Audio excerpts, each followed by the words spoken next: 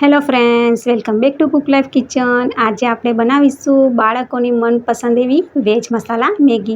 તો રોજ બાળકો જો સાદી મેગી ખાઈને કંટાળ્યા હોય તો એકવાર આ રીતે વેજ મસાલા મેગી બનાવીને આપશો તો આઈ એમ શ્યોર બધાને બહુ જ ભાવશે. તો ચલો બનાવવાનું શરૂ કરીશું.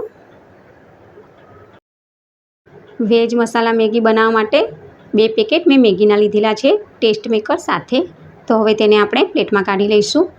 તો આ માપથી 3 વ્યક્તિ જમી શકે તેટલી મેગી બનશે. હવે આપણે આને 4 ભાગમાં ડિવાઈડ કરી લઈશું. તો તમારે આ વાતનું ખાસ ધ્યાન રાખવાનું છે કે મેગીના વધારે પડતા ટુકડા નથી કરવાના. 4 થી 5 પીસ જ કરવાના છે. જો વધારે પડતા ટુકડા કરશો તો તે લોચો બની જશે અને એકદમ નૂડલ્સની જેમ છૂટી છૂટી નહીં રહે જ્યારે બનશે ત્યારે. તો આ વાતનું ખાસ ધ્યાન રાખજો.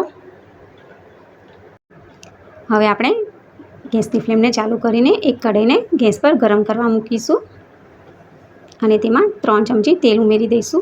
તેલ ગરમ થાય એટલે તેમાં 1 નંગ ઝીણું સમારેલું મરચું ઉમેરી દઈશું અને હવે તેમાં 1 નંગ ઝીણી સમારેલી ડુંગળી ઉમેરી દઈશું.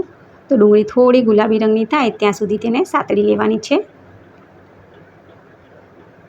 તો ડુંગળી ગુલાબી રંગની થઈ ગયેલી છે અને હવે તેમાં હું થોડું ગાજર ઉમેરી દઈશ. તો ગાજરને મેં નાના નાના ટુકડામાં કાપી લીધેલું. તેને પણ આપણે 1-2 મિનિટ સાતળી લેવાનું છે. તો ગાજર પણ સાતળી ગયેલા છે. હવે તેમાં હું ઝીણું સમારેલું કેપ્સિકમ ઉમેરી દઈશ. તેને પણ આપણે 1 સેકન્ડ સાતળી લેવાનું છે.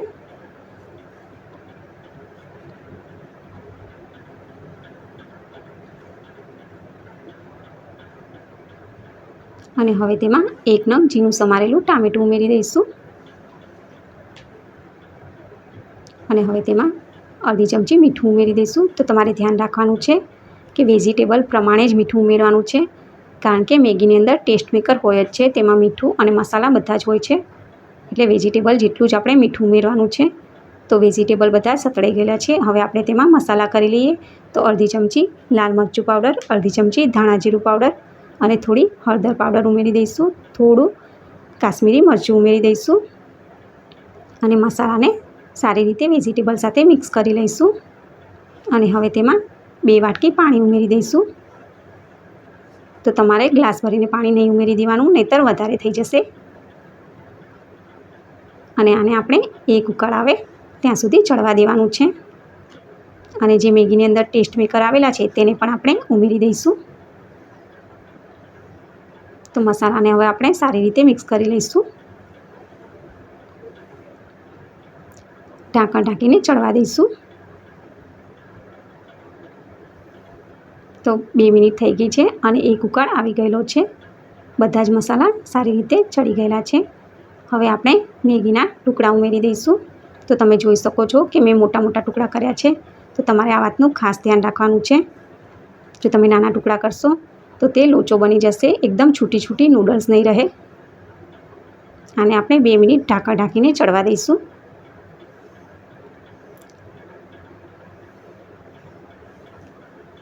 બે મિનિટ થઈ ગઈ છે. તો હવે આપણે ચેક કરી લઈએ. તો તમે જુઓ કે આપણે મોટા મોટા ટુકડા ઉમેર્યા હતા એટલે આ નૂડલ્સ એકદમ છૂટી છૂટી છે, એકદમ ભેગી ભેગી નથી થઈ. આને હજી થોડી વાર છે, તો અડધી મિનિટ આપણે ફરી એને ઢાંકણ ઢાંકીને ચડવા દેવાની છે.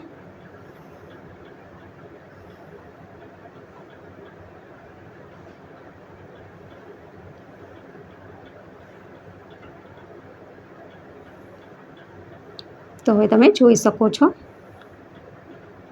કે અડધી મિનિટ પછી મેગી એકદમ કમ્પ્લીટ બની ગયેલી છે. ઉપરથી આપણે લીલા ધાણા ઉમેરી દઈશું અને હવે ગેસની ફ્લેમને બંધ કરી દઈશું. બાળકોની મનપસંદ એવી વેજ મસાલા મેગી બનીને તૈયાર છે. તો આને બનાવવામાં ફક્ત 7 થી 8 જ મિનિટનો ટાઈમ લાગ્યો છે. તો એકવાર આ રીતે વેજ મસાલા મેગી જરૂરથી બનાવજો. આઈ એમ શ્યોર બાળકોને તો બહુ જ ભાવશે અને ટેસ્ટી તો છે, સાથે હેલ્ધી પણ છે, કારણ કે આપણે આમાં વેજીટેબલ એડ કર્યા છે. તો એકવાર આ રેસીપીને જરૂરથી બનાવજો. તો આજની રેસીપી કેવી લાગી? જો સારી લાગી હોય તો વિડીયોને લાઇક કરજો, શેર કરજો અને મારી ચેનલને સબસ્ક્રાઈબ કરજો. Thank you for watching. Bye bye.